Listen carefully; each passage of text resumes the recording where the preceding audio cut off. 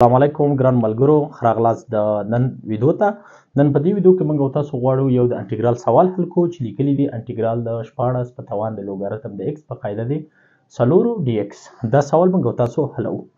د دې سوال د حلولو لپاره خو لومړی که تاسو ریاضي سره بلد سئ ریاضي مو ویلي کولی شئ چې ویډیو ودروئ او خپله حل کړئ او بعد د هغې نه زما حل ته وګورئ چې زه رقم حلو. ګران زده کوونکو موږ تاسو د دې لپاره دا سوال حل کوو. اول دغه لوګارتم ساده کوو، یعنې دې سوال لپاره موږ خاص فرمول په انټیګرال کې نه ده ویلی چې د هغې فرمول په واسطه باندې راسره موږ د دې ځواب ورکوو. نو اول کوشش کوو چې دا سوال موږ تاسو چې کوو ساده کوو. څنګه یې ساده کوو؟ لیکو چې انټیګرال د تاسو وګورئ چې دلته د لوګارتم قاعده چې ده څو ده؟ هغه 4 ده. نو موږ تاسو چې دا حلوو نو دغه 14 نه دا چې جوړو موږ 4 جوړو. ولې جوړو؟ دې لپاره چې موږ تاسو په لوګارتم کې یو خواص ویلی ده کله چې ولرو چې a په توان د لوګارتم د m په قاعده د a، یعنی کله چې قاعده د یعنی د طاقت قاعده او د لوګارتم قاعده کله یو بل سره مساوي راشي نو موږ تاسو دا د یو بل سره وهلی شو او لیکو سو m، یعنی د ځواب څو راځي؟ m راځي. نو موږ تاسو د همدې لپاره چې دغه سوال هم ساده کړو او هغسې m ته یې واړو نو دغه 14 نه به څو جوړو؟ 4 به جوړو. داسې به یې لیکو چې 14 مثلا څو دي؟ 4 مربع کل په توان د څو کېږي؟ لوګارتم د x په قاعده د څو؟ 4 dx.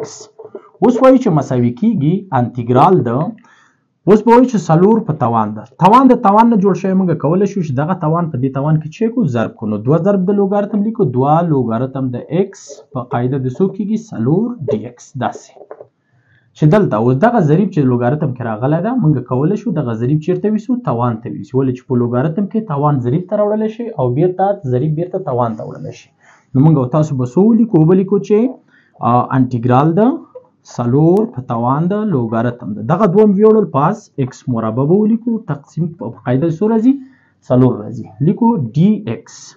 اوس تاسو ګورئ چې همدغه خواص ته چې موږ مخکې په لوګارتم کې اشاره ورته وکړله هماغه خواص ته زموږ سوال څه شو؟ جوړ شو. نو موږ تاسو 4 د 4 سره اختصاروو خلاصوو.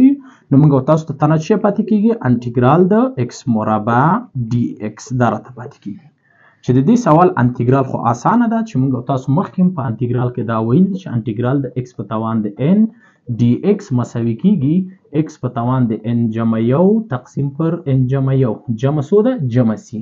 یعنی دغه توان سره یو جمع کوو په توان کې لیکو او یو جمع کوو په مخرج کې ورته لیکو. نو موږ تاسو لیکو چې x په توان ده 2 جمع 1 تقسیم پر 2 جمع 1 جمع څو؟ c. یعنی مساوي کېږي ساده کوي x په توان د 3 تقسیم پر 3 جمع څو؟ جمع c. زموږ تاسو سوال حل شو.